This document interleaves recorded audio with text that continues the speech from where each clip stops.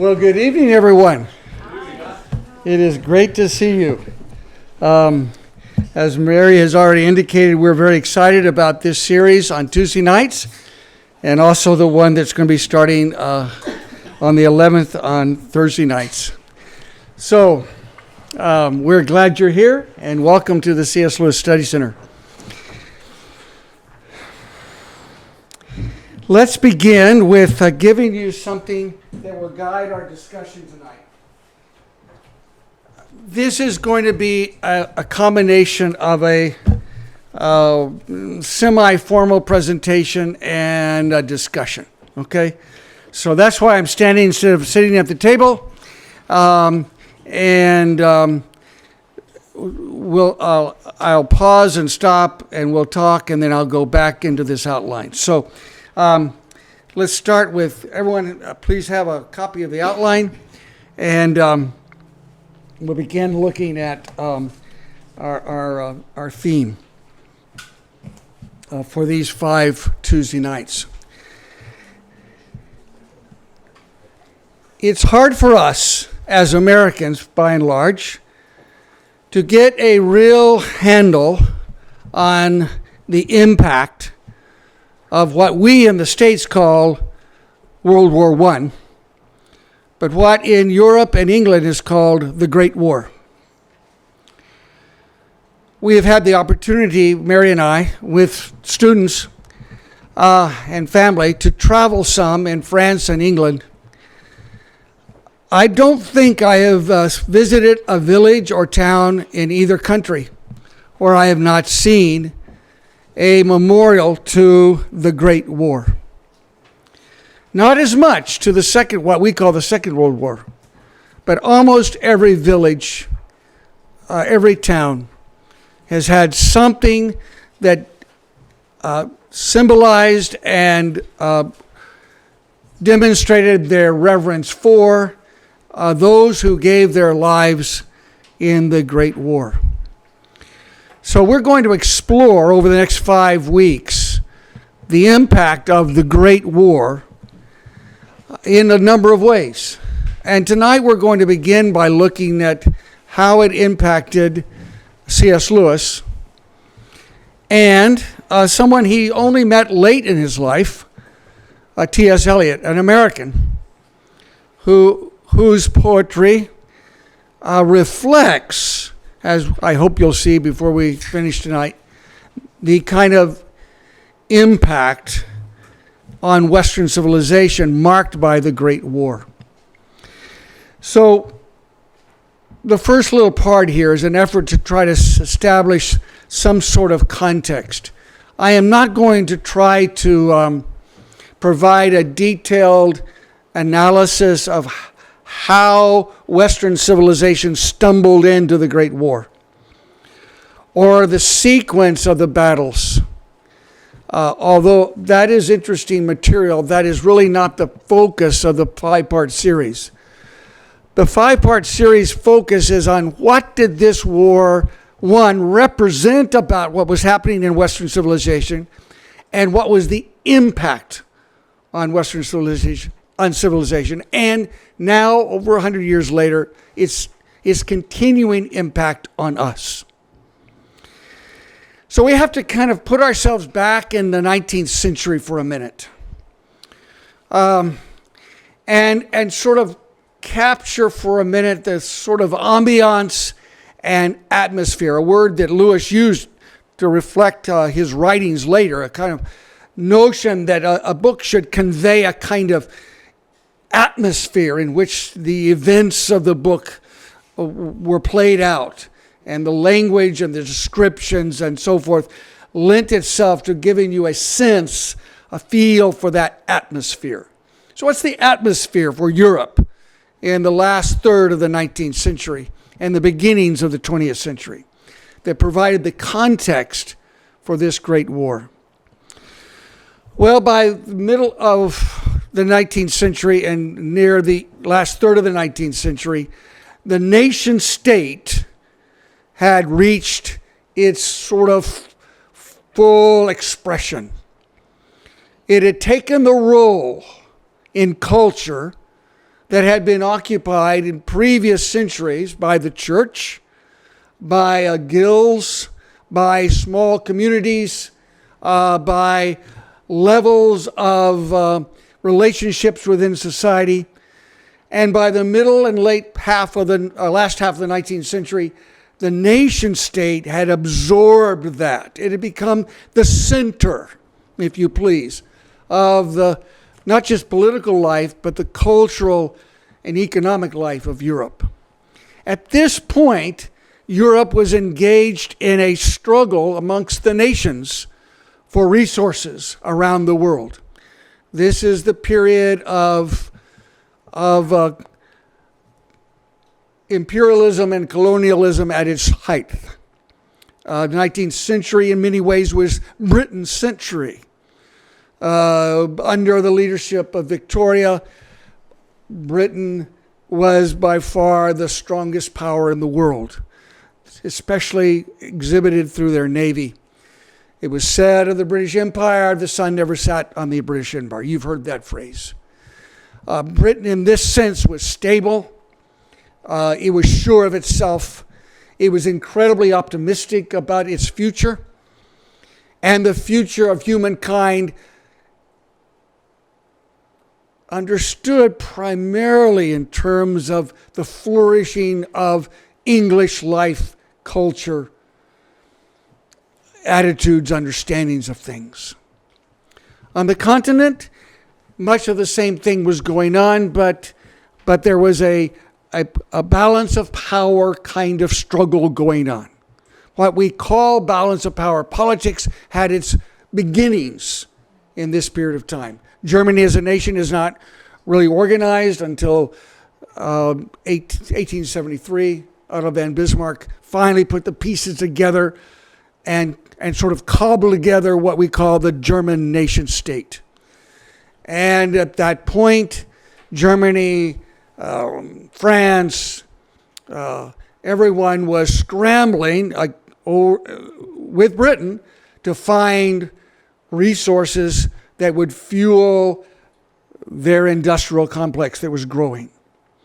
And that struggle for resources, that struggle for prominence was carried out in a series of understandings related to realpolitik and the balance of power. In the last part of the 19th century, this resulted in a series of largely secret treaties.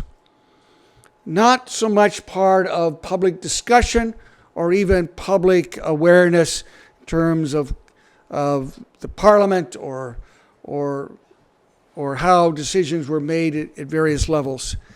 These arrangements sort of began to solidify what would happen if someone threatened one's ally in this sort of delicate arrangement of balance of power that was intended to keep the peace, at the same time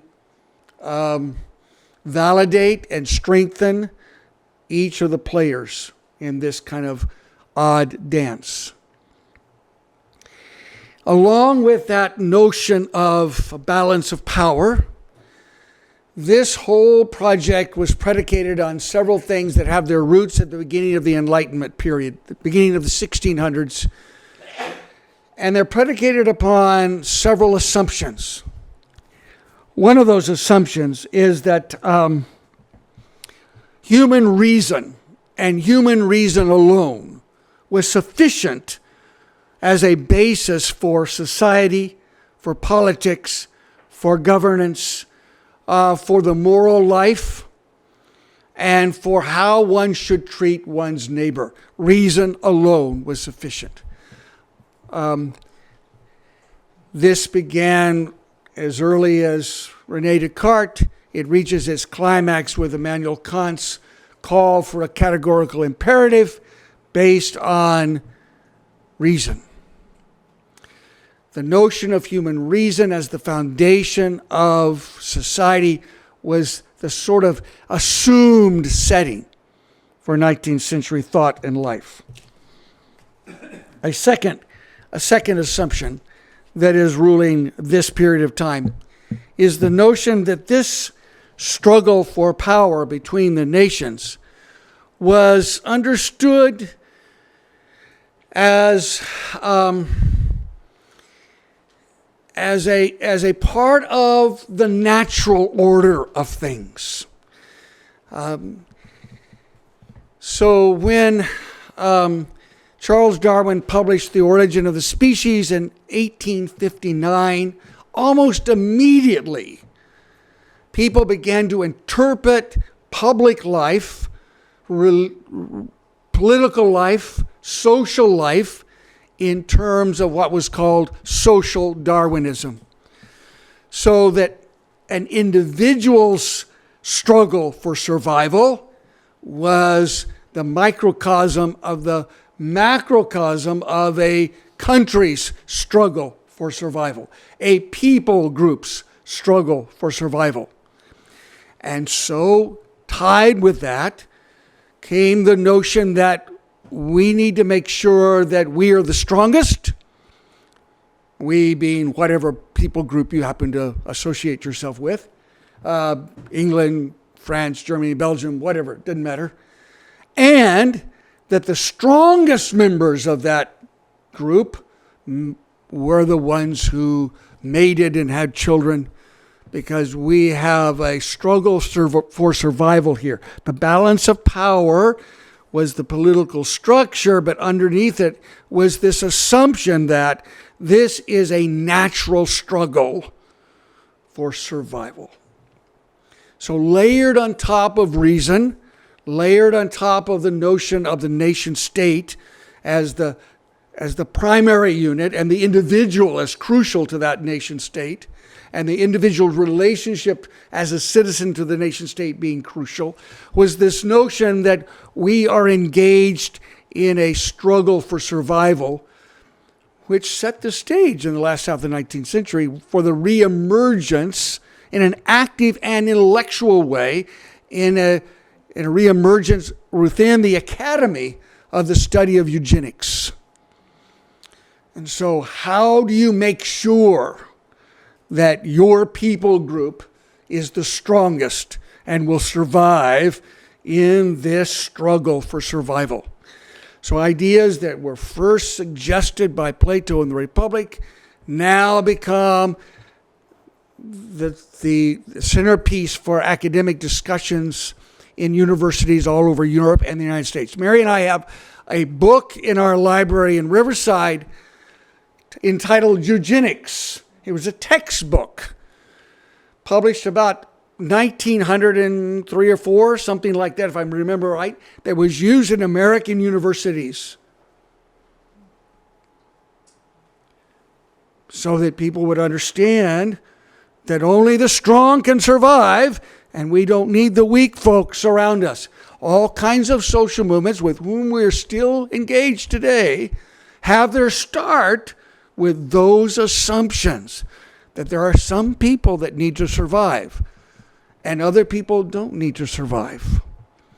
They don't add as much to the possibility of survival of our nation state or of our group or of our ethnicity or whatever. Those ideas become part of the public conversation in the last half of the 19th century.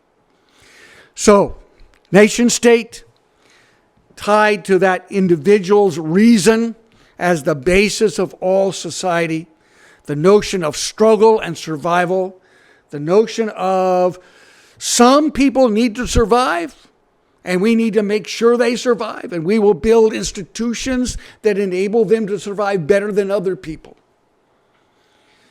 Those kinds of things are part of the setting of the last third of the 19th century and the early 20th century. One more thing must be added to this. There is a pervasive optimism in Western civilization. The idea that reason and the human individual as an expression of that reason, even in the midst of this struggle survival, even in the midst of this power politics life, the understanding is that individual and our life together is going to get better and better and better. Theologically, this gets expressed in notions of postmillennialism. We will work hard together. We will love better than we've ever loved others before. We will do the work of Christ better than ever before. And together, we will bring in the kingdom. That is pervasive in the last third of the 19th century, early 20th century. This overarching sense of deep optimism. We are getting better and better. We are smarter than we've ever been before. We know more about the natural order. Science has been the key to this, and modern science from Newton on has led the way, and we know now more than we've ever known before. There was actually a meeting, early 1900s, early 20th century in Paris, of scientists from all over the Western world, largely to celebrate the fact that they had now pretty much understood everything that could be understood about the natural order. Can you imagine that in our day? But they believe that. They believe that. And there were things being built and done that symbolized that, like the Eiffel Tower. That symbolizes this. Look what we can do. Human reason and steel. Look what we can do. Our technology, what we can build. And so, this is the pervading kind of sense for most people, but not everyone, but for most people. Now, in the edges of this optimistic notion of thing, there are people as early as the beginnings of the 20th century that are beginning to wonder whether that is true or not. Beginning to question whether or not we actually have understood things fully. There are people within the arts and literature that are beginning to wonder, does the scientific method really lead us to a knowledge of all things? Is it really the Savior we've been looking for? There are little echoes of questioning about whether or not the way in which culture has organized itself up to this time is actually adequate. So there are a series of artistic protest movements, if you please, that begin to happen in the middle of the 19th century, step by step, a series of isms. They are largely peripheral in terms of the everyday life of people in Europe and England and certainly in the United States. But realism as a real look and the actual kind of startling reality that you would paint a large painting of poor folks. Who would ever do that? That's against all the rules of art. Or expressions of other kinds of artistic endeavor, music that did not follow the conventions. So these people are beginning to express themselves. Expressionism and the beginnings of cubism, these are protests to the notion that everything is run by reason and we are in the catbird seat and we understand it. But for most people, those are on the edges and not well understood and not really to be taken seriously. And then, August 1914. An assassination in Sarajevo earlier that summer led to a series of changes. These treaties, largely unknown and unrealized, began to move into place. And Great Britain, in response to this, August the 4th, 1914, declares war on Germany. And what happens is Germany aligns itself with the Austro-Hungarian Empire. England aligns itself with France. And within weeks, Europe is plunged into a war that no one really wanted. No one really was planning for in a real big way, although there had been a steady buildup of tension. This balance of power, this struggle for resources, the kinds of kind of notion of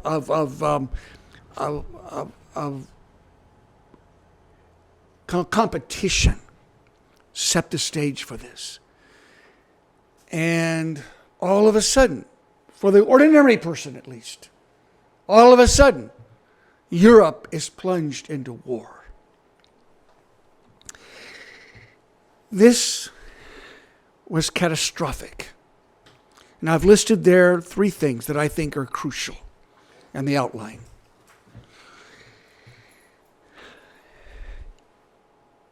The notion that reason was at the center of Western civilization and was capable on her own to be the basis for human life, human moral life, human political life, human social life, is shattered by World War I. Because what really begins to overwhelm everyone are profound passions. What we know about propaganda begins with World War I. What we know about mobilizing people for action by focusing on their emotions begins here more than any other place. And so this notion that reason as the foundation begins to crumble. And passion, appetite, drive seems to take over. And nothing seems to block it. Now, there had been hints that this notion of reason was not all it's cracked up to be. Sigmund Freud had suggested that really we're just a morass of libido, and we don't understand any of it. But now that spilled out, that passion, that drive, spilled out on everything and everybody. The second one of these I mentioned is this idea of progress. If Europe, if people like us are somehow the most reasonable people on the planet, and progress is an inevitability, why are we doing this to one another? And the horror of World War I shatters the notion of inevitable progress. Now, we're sheltered in the United States. We're far from this. We don't enter the world into the war for a couple of years. And its impact doesn't really creep up on us till much, much later. But for Europe, all of a sudden, this assumption about reason and about progress is called into deep question. And with it, the notion of optimism. In the wake of World War I, in the wake of the Great War, Europe and Western civilization is gripped by nihilism. Basically means nothingism. There is no meaning. There is no purpose. We individually cannot do anything to change anything. And our lives have no meaning or purpose either. And that becomes the pervading, we'll get to that in the poetry, the pervading mood, if you please. Halfway through the war, and certainly through the 20s. And it affects just about everything. So those 3 couplings of ideas shatter reason, progress, optimism are all deeply called into question. And Europe and America and the rest of the world have never been quite the same. Never been quite the same. So, I mentioned that in every little village in England that we've had the privilege of traveling, there is a monument to World War I, to the Great War. And part of that can be conveyed in some things related to the cost and the impact. It's hard for us to get a handle on this. And Mary would tell you that I should not even speak about numbers because I transpose them all like letters, and so it's hard to use numbers to convey this, but a few numbers are important. Great Britain lost 2,450,000 enlisted men in this war. In addition, 632,000 casualties from the Commonwealth. There's an enormous number of people killed in World War I, just for Britain. Now, that's the focus because I'm looking at Lewis, and then I'm going to look a little bit at the American writer Eliot, who became a British citizen later. Britain alone lost that many people. An entire generation of young men. Let me put it in other terms. 1 out of every 2.5 enlisted men were killed in that war. So we can do a little exercise here. Okay? We can count to 3 and say 2.5, you're out. We could just do the math in this room. Lewis had 4 close friends in his officer training class at Keble. He was the only one that survived. Tolkien, we'll learn about later in this series, had a few close friends that he'd been with in school, and they were very close. He was the only one that survived. The lists of names and town after town after town are stunning. Small little English towns. They lost an entire generation. Now, it's hard. Well, how did that possibly happen? Well, there's a couple of movies that catch this beautifully, and my favorite one of these is War Horse. How many of you have seen Spielberg's incredible movie, War Horse? It's a stunning movie. But what's interesting is at the beginning of the war, indeed, they went to war on horseback with sabers. But by the end of the war, they were being killed by tanks and machine guns and big guns and airplanes and poisonous gas.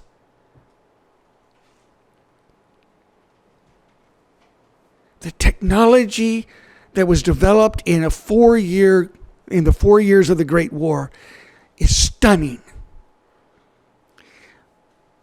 But the strategy of those who were leading men into war did not change. So when the machine gun was introduced, men were still called out of the trenches to run across no man's land and just be mowed down by the machine guns. Over and over and over again. So the cost was enormous. And the end largely comes because no one can handle the cost anymore. It ends in stalemate. It ends with Germany finally, and Austro-Hungary finally saying, enough, we can't do anymore.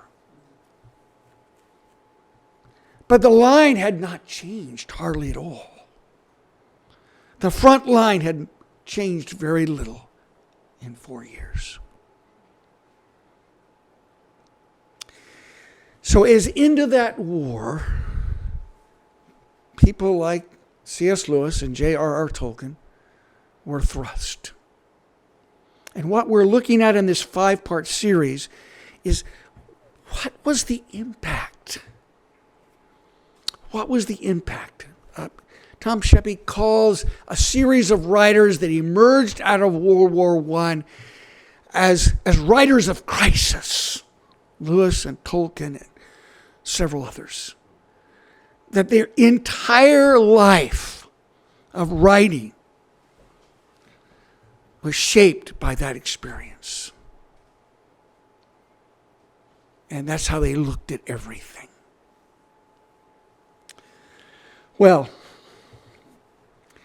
part 2 on the outline. And I need to move quickly here. Let's do one more thing. America came into the war late.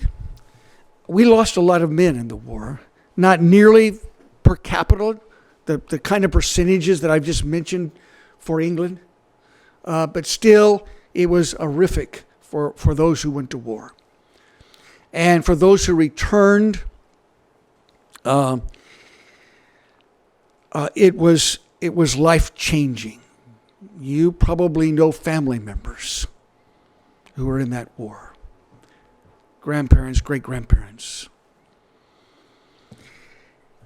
In Northfield, in 1928, take one of these and pass it around. People gathered in this town to remember 10 years from the end of World War I. They gathered because for this little town, they had felt the loss of that great war. Not like England, not like France, not like Germany, not to that extent, but still for Northfield, it was real.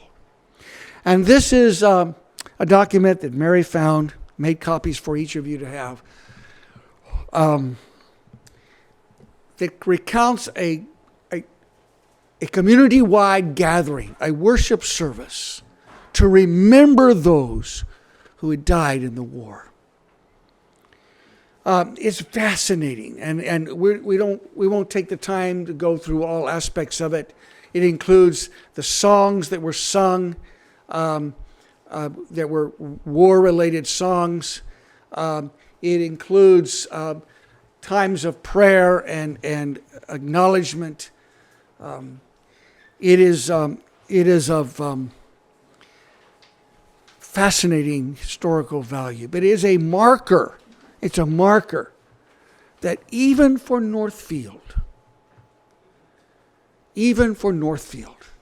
this great war came home.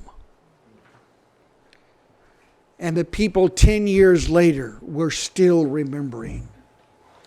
And Armistice Day is about that remembrance. And we've almost forgotten it over 100 years later. We've almost forgotten it. But it was powerfully real. And this is just a little picture of how real it was, even for Northfield. So now, what about Jack Lewis? I'm concentrating just on his war experience, but just real quickly, he was English background, born in Northern Ireland. His father was a solicitor. He had a wonderful life until his mother died. Jack, as he called himself from about the age of 2 on, Clive was not his favorite name. Okay. It was, by the way, a war hero in England, and that's why they named him for that in the 1700s. But he called himself Jack, and his family started calling him Jack, and his friends called him Jack all his life. His mother died of cancer when he was 10. His brother Warnie was 12, and his world fell apart. And with her death, any sense of faith in God died.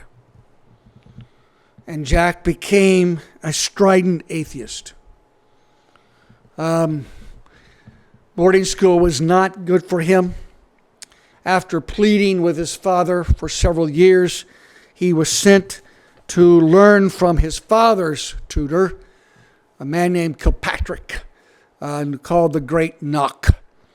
At this point, Kilpatrick was retired, but he took on Lewis. He'd taken on Warney before Lewis. He took on Lewis in his home. He and his wife tutored Lewis to get him ready for Oxford as a favor to his father, who he had taught when his father was a young man. The Great Knock was an atheist to his core. He was a logician. He was a man of reason. But he was widely read and deeply learned. His wife, the same. And together they taught Jack and got him ready for Oxford. Schooling up to this point, after his mother's death, had not meant much to Jack, and he had not done well. But they got him ready for Oxford. And he learned Latin and Greek, and he learned all the things that he needed to know to get ready for the entrance exams at Oxford. And so in December of 1916, at the age of 18, Lewis took his scholarship examinations at Oxford. And he did pretty well in every area except for math. He did well enough to get his second choice of colleges, and that was University College, but he did not do well enough to be admitted into the University of Oxford. So he was admitted into the college, but the key point that he and his father had talked about was this: if he did well enough to get into the university as well as the college, then he could get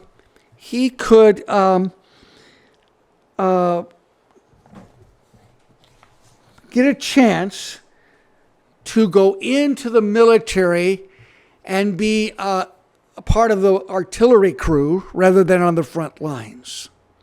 And his father's strategy here was this: if you're back there with the big guns, you have a greater chance of surviving this war than if you're at the front. His father knew what was going on at the front enough to know that if Jack could just get with the artillery, he'd be all right.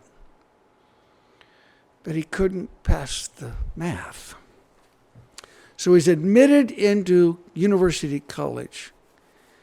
And he began there excuse me, I got ahead of myself. He went back to try to study for the math. He went back to the Great Knock, and they tried to knock some math into him. And he took the next exam in April of that year, 1916, excuse me.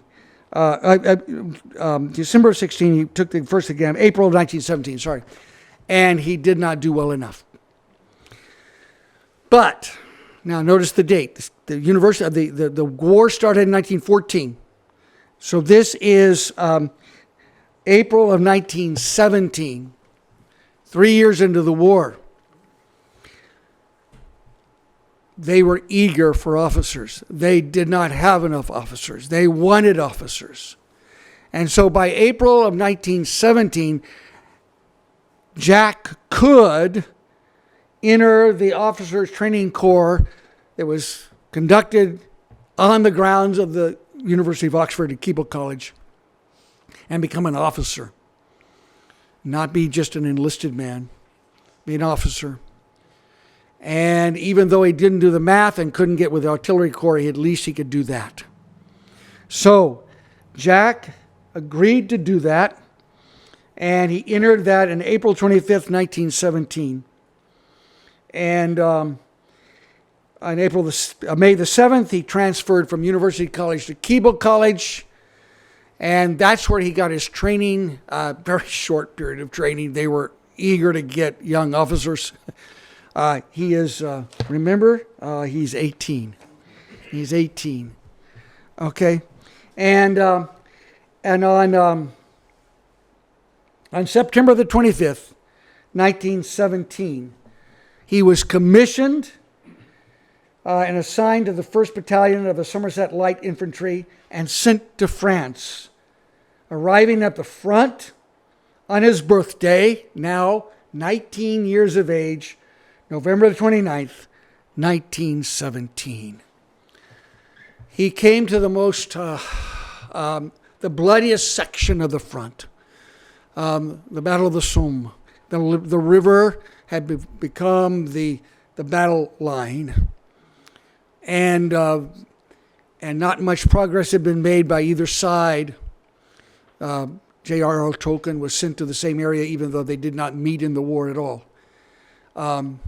And he was sent to the front. And so he would go to the trenches for a period of time, a couple of weeks. Then they'd pull him out to the trenches, give him a little time away from the trenches, then back into the trenches. Back and forth he went. So into the trenches he went in November of 29th, 1917.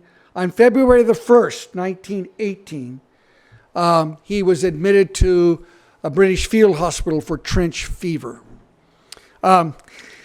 Remember, even though there was great optimism about the nature of science, learning all things, there was not a good handle on what trench fever was or how it was, how the soldiers got it. But it was transmitted, we now know, by lice, a bacterial infection transmitted by lice.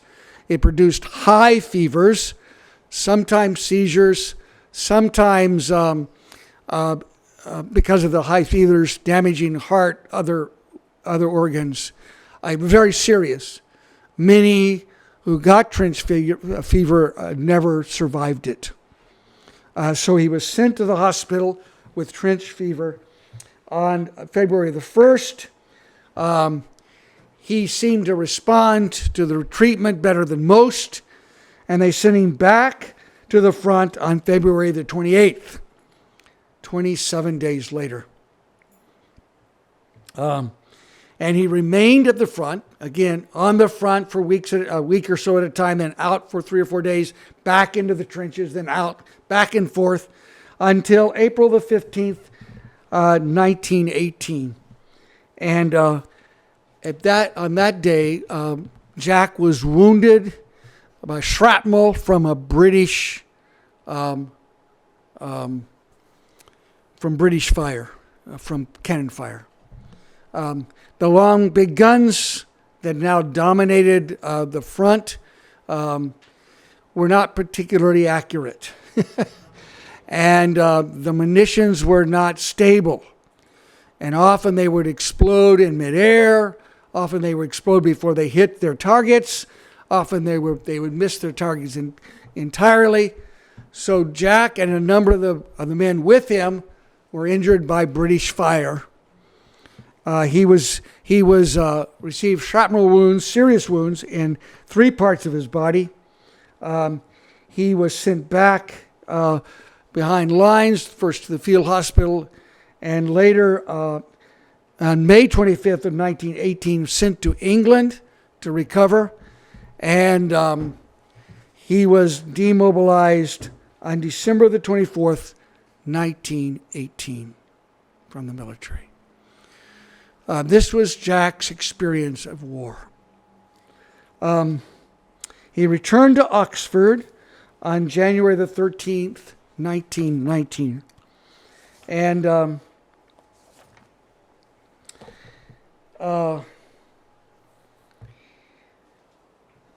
And resumed his studies. And by 1920, he had earned his first in honor mods. That is their designation in Oxford in the early part of the 1920s for the readings and the classics in Latin and Greek. across disciplines, everything in Latin and Greek, primary sources only, translation. And at the end of that year of reading, his tutor thought he was ready. 5 days of exams, and he passed, got a first. First means the highest grade Oxford gives for that material. That was 1920. And then he began reading greats. This is a series of readings based upon honors mods that track philosophy into the modern era, and along with philosophy, all the related materials that help you understand what the philosophers are doing and how the philosophy impacted the culture. So think of it as a deeply woven kind of humanities track with philosophy at the center. And in 1922, again, 5 days of exams, a first in greats. He wanted to teach philosophy at that point, but there were no places to teach at Oxford in philosophy. And so, thank you. People told him, we need English literature, and this is impact of the war. We need to reestablish English identity. We are still in a world that is in crisis. We are still in a world in which our understanding of ourselves is being threatened, and we need to make sure that we have a clear sense of who we are. And one way to do that is for people to understand English literature. So Jack spent 9 months reading everything from Beowulf to the present, and took 5 days of exams and got a first in English. That kind of translates into our system loosely, because we don't have anything quite like it. But I try to convey to my students, it's almost as if he earned 3 PhDs. He had read everything in all of those areas in the primary languages. Okay? Now for Jack, that meant he then could become a tutor, and he became a tutor at Magdalen College. And that's where he spent his time at Oxford. Later, he went to Magdalen College, Cambridge. That's outside the scope of our discussion tonight, but that is the track he took after the war. Now, that brings up the notion of whether or not Jack was a war poet. Because when Jack began as a tutor at Magdalen College, his desire was to be a poet. And he had gone to war with a notebook of poetry. And he finished that notebook of poetry in convalescent hospital, first in France and then in England. And that book of poetry was finally published March the 20th, 1919. That's, remember, he was decommissioned, demobilized in December 24th, 1918, and this book of poetry was published in March 1919.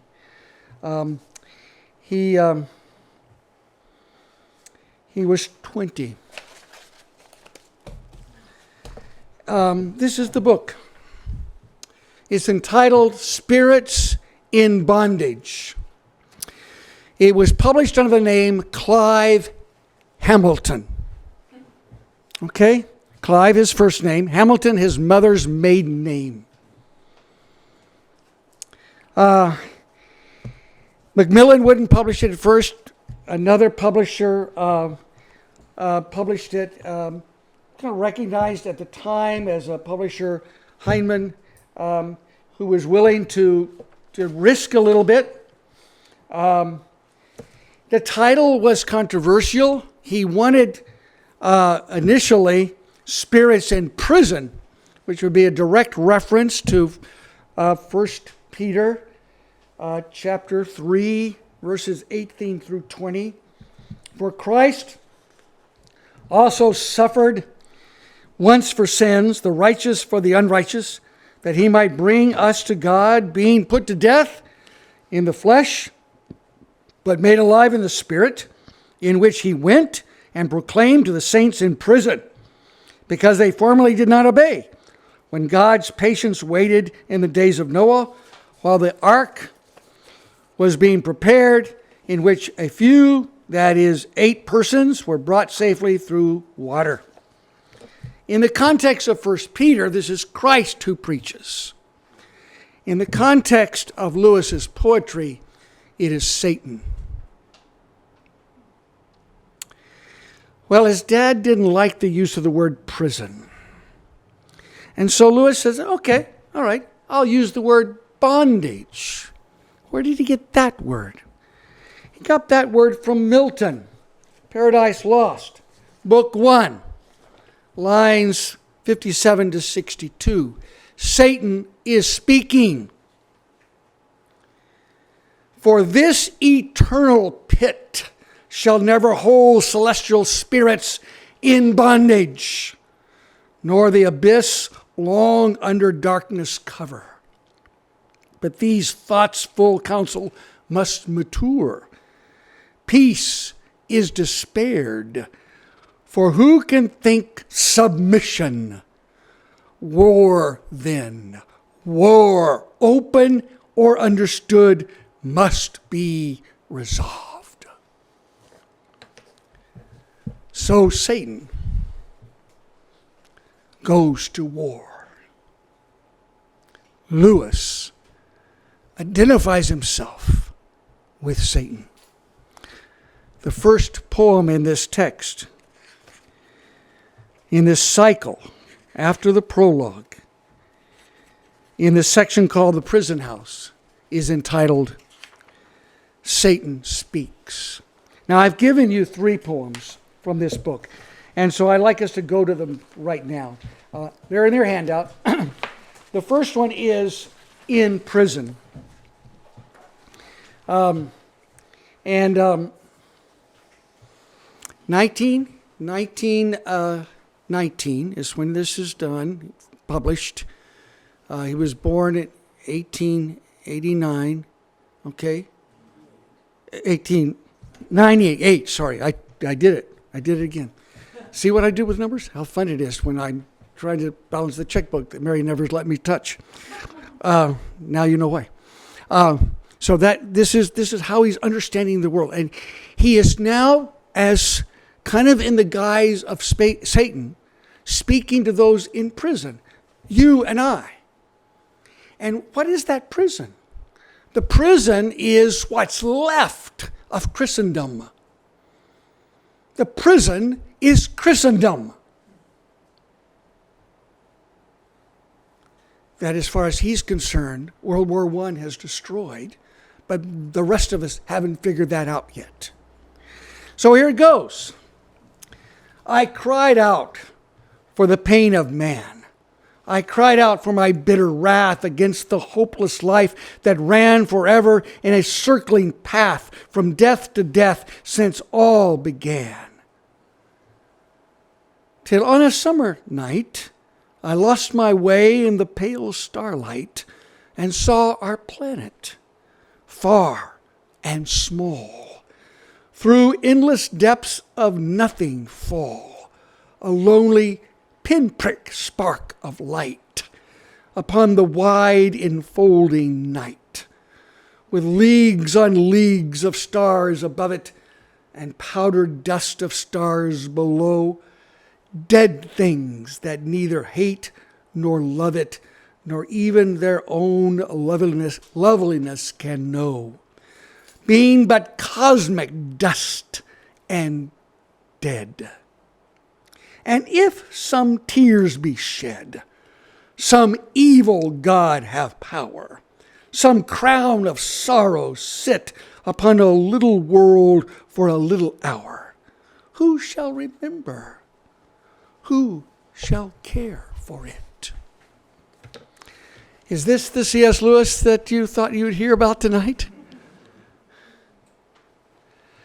The world is without meaning. It has no purpose. It is an ever, never-ending circle, a cycle that never stops. There is no end or goal. There's no telos. This is not an understanding of history as linear, but a history of meaningless cycles. Now, he had read his Nietzsche. He had read Nietzsche with the great Knock, with Kilpatrick. Nietzsche said the same thing. He was also completely aware that we are natural beings, but the natural order is without meaning or purpose. It just happened. He has read Darwin.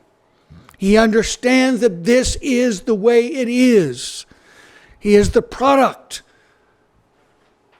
of an educational process in which that was understood, that this is a natural process that ultimately does not have any meaning or purpose. His atheism demanded that of him. That's how he understood reality. We are in the prison house, and he's saying to us, it's hopeless. It's meaningless. This is just a spark in a universe that has no purpose. Everything here is dead. And in the final analysis, who shall remember? Who shall care for it? And if there is a God at all, well, it's an evil God. Reflecting back on this later in his life, in his work Surprised by Joy, Lewis writes of this period in his life.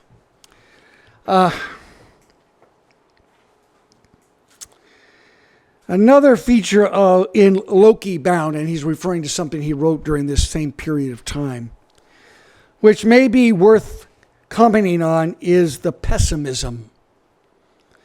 I was at this time living, like so many atheists or anti-theists, in a whirl of contradictions. I maintained that God did not exist. And I was also very angry with God for not existing. I was equally angry with him for creating the world. So part one of this cycle of poetry is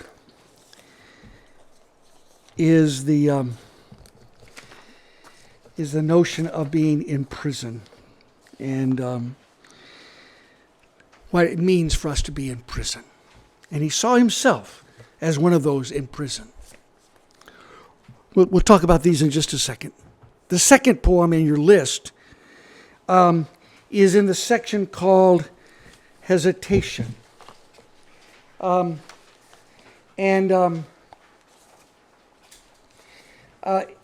It has an odd title.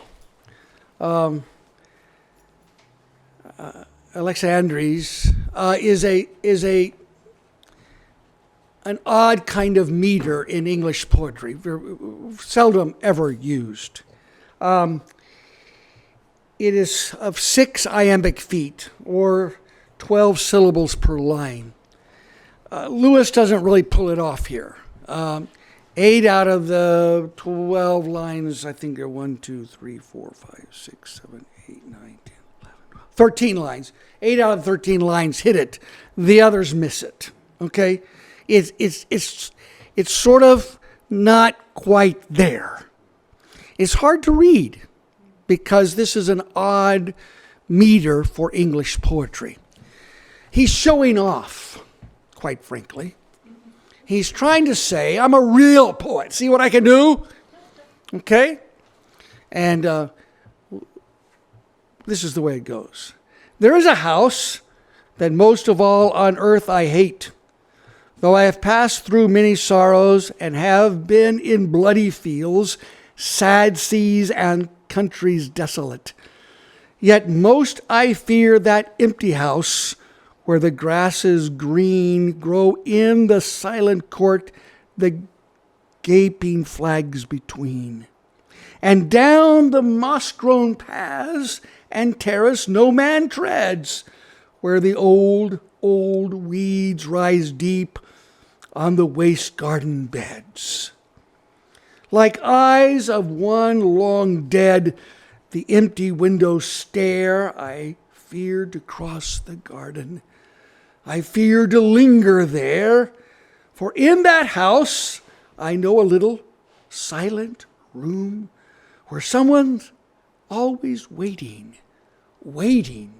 in the gloom to draw me with an evil eye and hold me fast. Yet thither doom will drive me, and he will win at last. That's an odd poem, isn't it? And between several people that I looked at, no one has any consensus of what this might mean for Lewis. It's odd because, remember, Lewis is a bundle of contradictions. It may be that God is in that room, and he's fearful. It may be that nothing is in that room, and he is fearful. It may be that what he thinks is winning will be losing, and what he thinks is losing might be winning. The thing that's going on for Lewis at this time is that when he reads for pleasure, he finds himself reading George MacDonald and other Christian writers. Now, it's not that he likes what they say, but even when he was with the Great Knock, he went to a used bookstore one afternoon and he picked up Fantastes by George MacDonald. And he said later, reading that novel baptized his imagination. So he is torn, deeply torn. His imaginative life is calling him to something much more. But his reason and his atheism and his understanding of the natural order is saying that there isn't anything at all of meaning anywhere, at any place. So it may be, and we're speculating here, that room may be inside him somewhere, is that room that has been touched in some small way by the possibility that there could be some meaning in life after all. An awakened imagination. Much later in his life, he becomes to see that the way around the watchful dragons is through imaginative literature. That's really what must take place in a post-Christian environment. And when he was in Oxford, it was in many ways the mid-20th century, a post-Christian environment. And the way around it was imaginative literature. Hence, Narnia. Until we have Faces and the Space Trilogy. You see? He wasn't giving up apologetics or concern about truth. He was, at that point, largely convinced that a front-on argument about the nature of reason and truth would not be the way in. It would have to come another way. I would suggest we're at that same place in America now. We are in that same place right now. So that's number 2. And that's hesitation. The last one is from the section of poetry called Escape. Escape. And this is one that bears more direct relationship to his experience in World War I, death in battle. But it doesn't fit exactly what you're going to hear later in this month from David Dowdy as he begins to unpack those poets we identify with World War I as war poets who are telling us what they experienced on the front. This is more oblique, but you will see that it has some reference. Open the gates for me. Open the gates of the peaceful castle, rosy in the west. In the sweet, dim isle of apples, over the wide sea's breast, open the gates for me. Sorely pressed have I been, and driven and hurt beyond bearing this summer day. But the heat and the pain together suddenly fall away. All's cool and green. But a moment agone, among men cursing in fight and toiling, blinded I fought, but the labor passed on a sudden, even as a passing thought. And now, alone. Ah, to be ever alone, in flowery valleys, among the mountains and the silent wastes untrod, in the dewy upland places, in the garden of God, this would atone.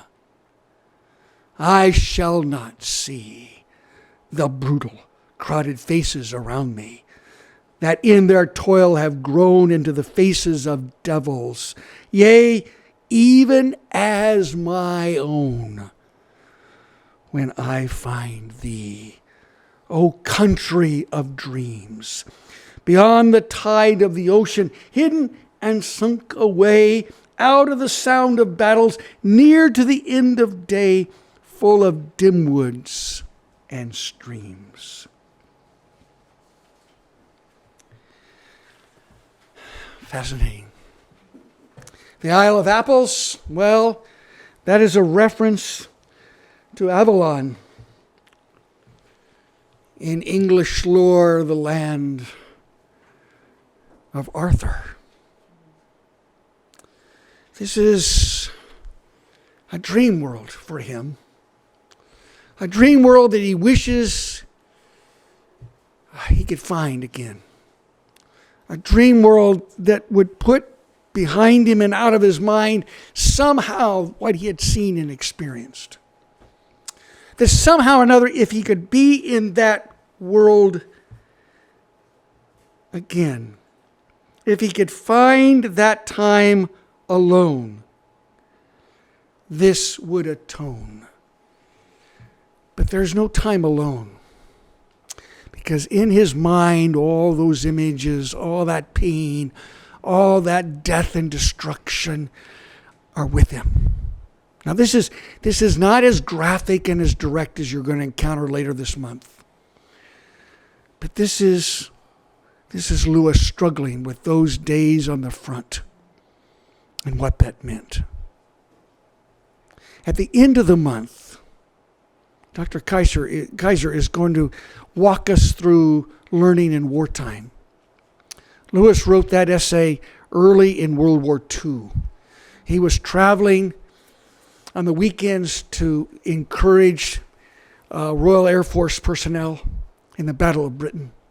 He was meeting with students through the week, and regularly he was asked, how can you continue to study at Oxford in the midst of a war like this?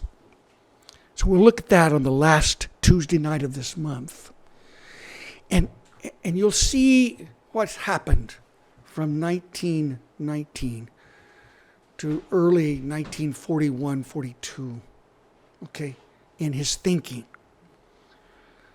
But here, in this poem, in this last section of this cycle of poems, we have a little glimpse of the impact of World War I on Lewis. I got to look at the time. Ooh, my goodness gracious. I'm sorry. I knew this would be a problem. Okay. I got to move quickly here because I do want to give you a little bit on Eliot because he gives us another picture. Are you all right? Are we okay?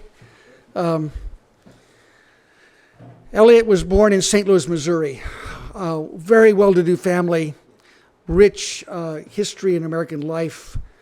His great-grandfather helped start the Unitarian movement in America, in New England. His father was an industrialist. Eliot was a product of boarding school in St. Louis, and then later at Milton Academy in the Boston area. They prepared him for Harvard. At Harvard, he studied with George Santayana on his undergraduate work, among others. Earned what could be called a undergraduate degree in comparative literature. It was a time where he could, in his freshman year, he just picked and chose classes he wanted to take, and he didn't do well. He didn't pay attention, but he finally kind of got his act together. So within a 3-year period, he earned his baccalaureate degree in what we would call today comparative literature. And then he began an MA in English, and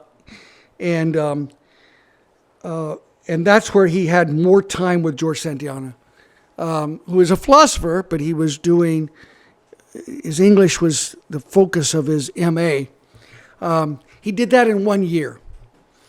And then in the fall of 1910, just to get a time frame, Eliot is 10 years older than Jack Lewis. Okay, exactly 10 years older. So in 1910, he contracted what they suspected was scarlet fever, and so he almost wasn't able to graduate, but he was able to do that, and he was able to go to Paris in the fall of that year to do a postgraduate year at the Sorbonne in Paris. The most important university in France. 1910, Paris is the center, intellectual center of Europe, especially the arts. Germany would holler at that. Britain would holler at that. But everybody went to Paris. Okay? Now, it's beautiful. Who wouldn't want to go to Paris?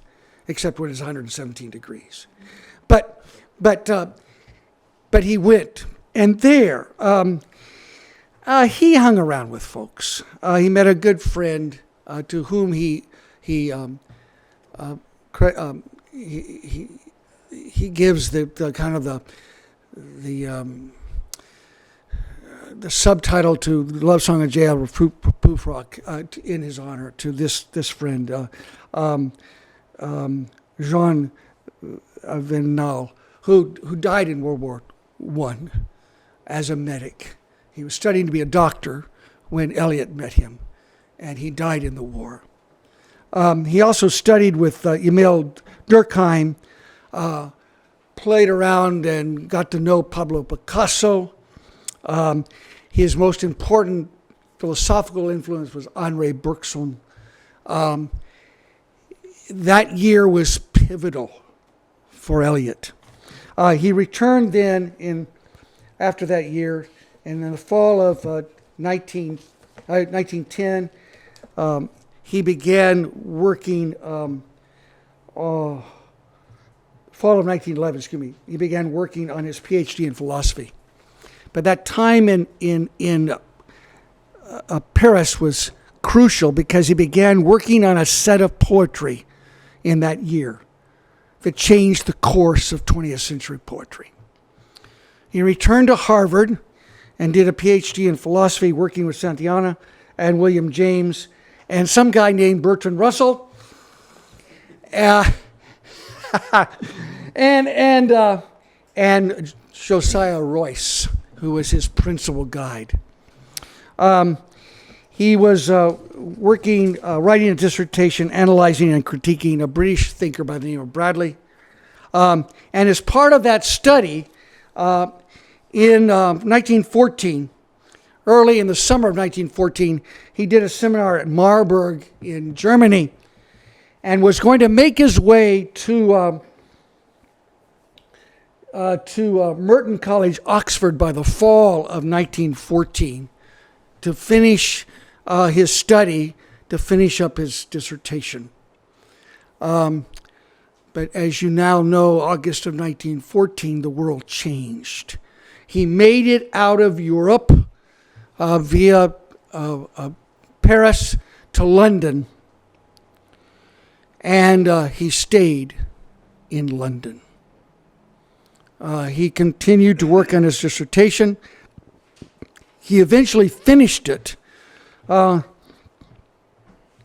he fell in love and got married to a woman named Vivian, who we would probably, if we were to venture a diagnosis at this point, call manic depressive or bipolar, certainly neurotic, eventually psychotic.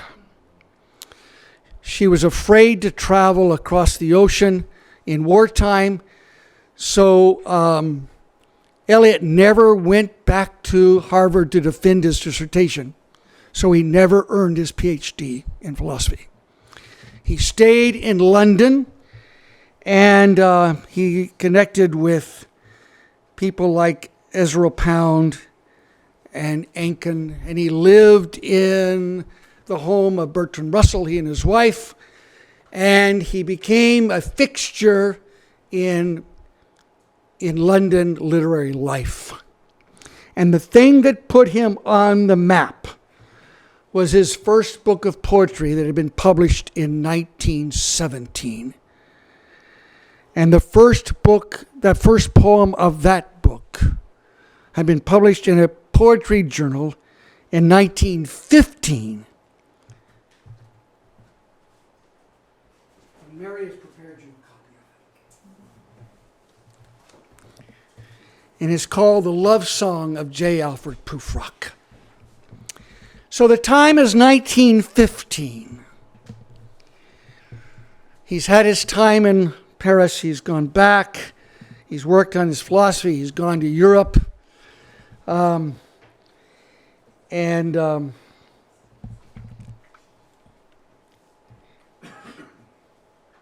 Ezra Pound helped tweak it a little bit, but it was published in this journal, Poetry, in 1915, and then republished as the first book of poetry, first poem in a book of poetry entitled Prufrock. Most people kind of call it that. That was published in 1917. So this is the context, and we don't have time to unpack it, but I do want to read it because it's so much fun to read. Okay. Remember, he hung around with Pablo Picasso. He loved jazz. He was aware of what was happening in these years before 1914, when I told you at the edges of Western civilization, there were a group of people who were saying, it's not what people think it is. It's not all based in reason. The kind of conventions are not adequately conveying what we are experiencing and what we know to be going on in our culture. It is not the facade people think it is. It's much closer to a hollow culture than a culture of substance and truth. It is the time Picasso is experimenting with Cubism. It is the time of 12-tone music it's WC. You see what I'm saying? And into that context comes T.S. Eliot. So one way to think about this is a collage of images. One way to think about this is a jazz piece where everybody has a chance to improvise. Don't think about this as J. Alfred as Joe down the street. J. Alfred is every man and no man. J. Alfred is not T.S. Eliot, and yet it is T.S. Eliot. J. Alfred is Western civilization that doesn't know who they are. Okay? So, follow along. And here we go.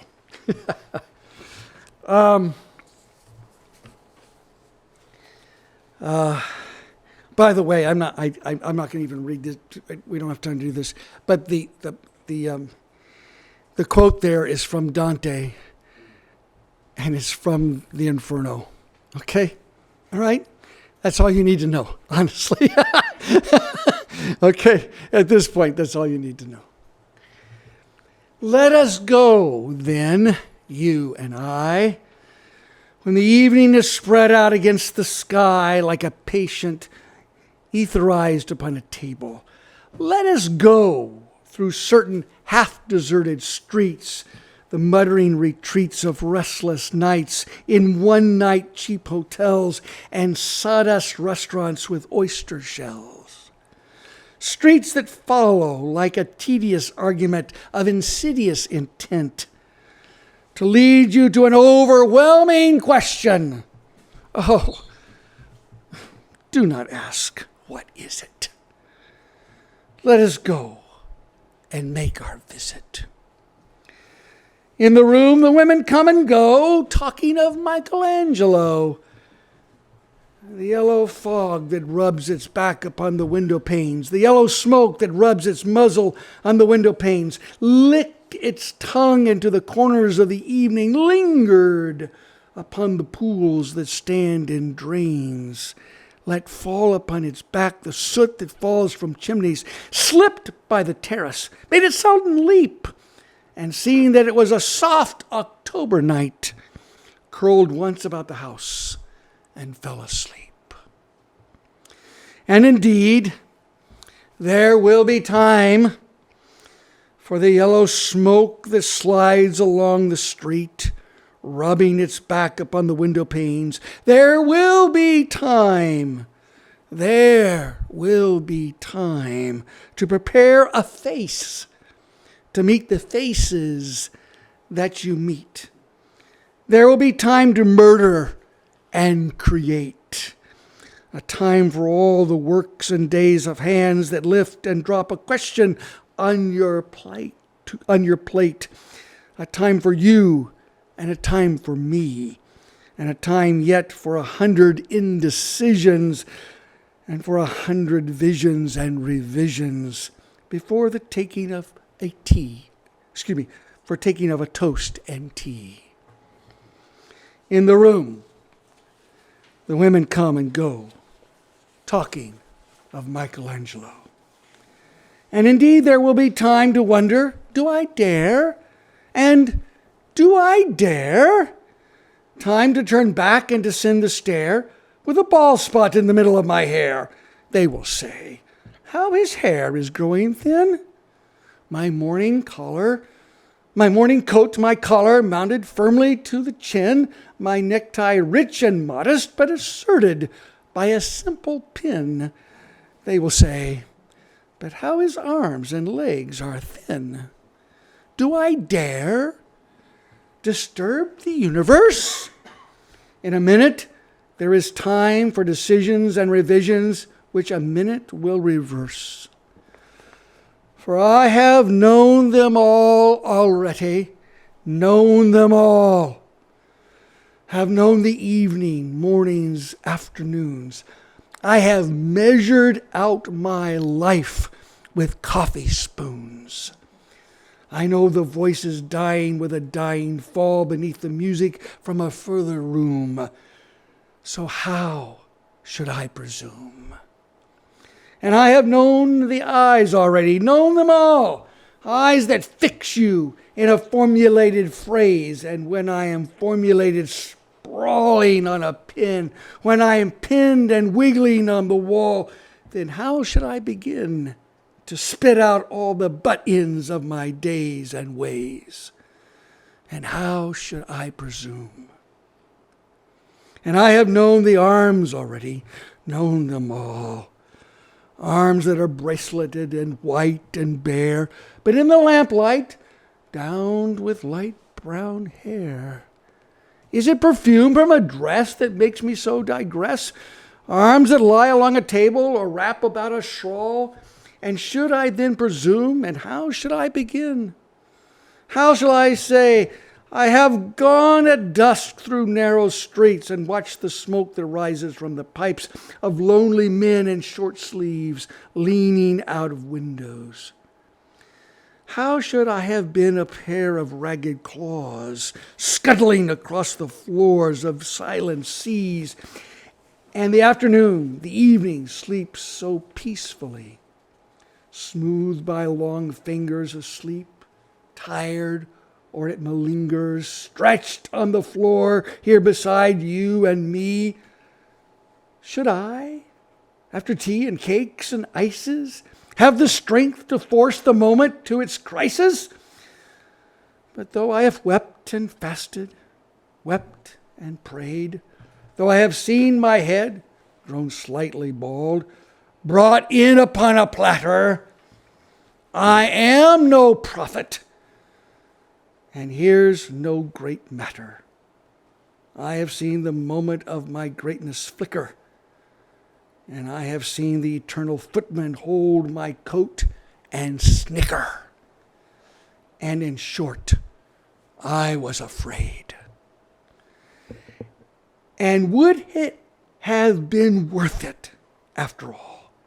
After the cups, the marmalade, the tea, among the porcelain, among some talk of you and me, would it have been worthwhile to have bitten off the matter with a smile, to have squeezed the universe into a ball, to roll it towards some overwhelming question, to say, I am Lazarus, come from the dead, come back to tell you all, I shall tell you all. If one, settling a pillow by her head, should say, that is not what I meant at all. That is not it at all. And would it have been worth it after all? Would it have been worthwhile? After the sunsets and the doorways and the sprinkled streets, after the novels, after the teacups, after the skirts that trail along the floor, and this and so much more, it is impossible to say just what I mean. But as if a magic lantern threw the nerves in patterns on a screen, would it have been worthwhile if one, settling a pillow or throwing off a shawl and turning toward the window, should say, that is not it at all. That is not what I meant at all. No, I am not Prince Hamlet, nor was meant to be.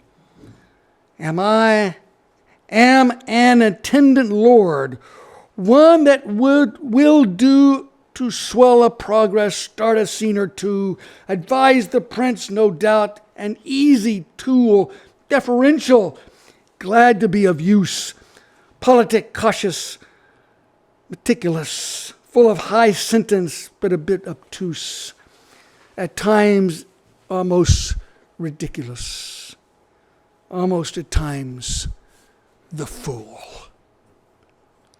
I grow old. I grow old.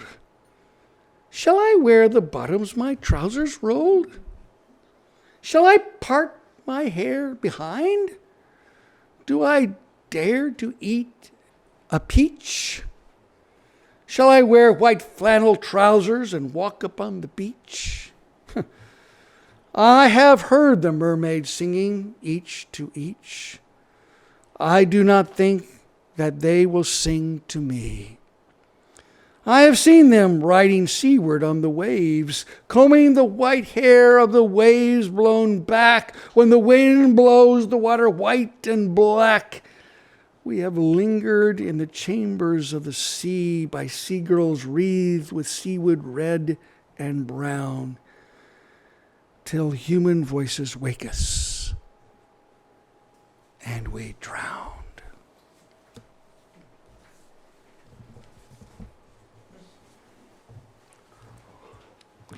This poem, much more than what Lewis did, captured that age.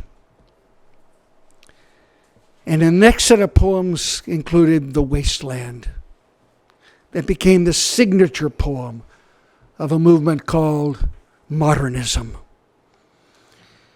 or symbolist poetry. And T.S. Eliot became the poster boy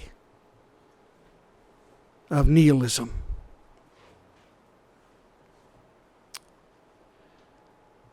But then he surprised everybody. In 1927, his marriage in shambles, although he was faithful. Vivian in sanitarium because she was falling apart. Unable to find meaning in all the places where he had searched for all these years. In 1927, T.S. Eliot was baptized into the Church of England and became a follower of Christ and a British citizen. And the poems that followed, though often never included in anthologies, are his best work. And the greatest of which, in my opinion, are the four quartets, in which he revisits some of these themes, but now from the vantage point of Trinitarian thought. If you've not read those, I commend them to you. But his story parallels that of Jack Lewis's. One more footnote. I know I've gone over time. In the mid-1950s, the Archbishop of Canterbury began to realize there was a need to update the 1925 Book of Common Prayer. So he commissioned scholars to retranslate the Psalter from the Hebrew. And he put together a committee of British scholars in literature to hone the English translation of the Psalter. T.S. Eliot was one of those on that committee. And so was Jack Lewis. And so the first time in their lives, Jack Lewis met T.S. Eliot. Now, Jack had not appreciated Lewis's modernism, nor had Jack always appreciated Eliot's approach to literature generally, or his real power as really the guiding light of Faber and Faber, one of the leading publishing houses of the day. But they met on this committee formed by the Archbishop of Canterbury. And our friend George Masaccio stumbled on to a bundle of letters related to that committee while going through the archives at Lambeth House in London, and discovered the letters and the correspondence from the Archbishop to the members of this committee, and the correspondence between the members of this committee, including letters written by Eliot to Lewis and Lewis to Eliot. This is late 1950s. Joy has died. Lewis is not in great health, but he was able to make some of the meetings before his death in 1963. And in many respects, they came to appreciate each other as they worked together on the Psalter of the Book of Common Prayer. T.S. Eliot died in 1965. An interesting parallel that comes together in the Psalms. My purpose tonight was to give you a sense, the atmosphere of the impact of World War I on Western civilization. Lewis's poetry, the love song of J.F. Pufok, become windows into that atmosphere of nihilism. Sorry I went over a little bit. Apologize. Questions or discussion?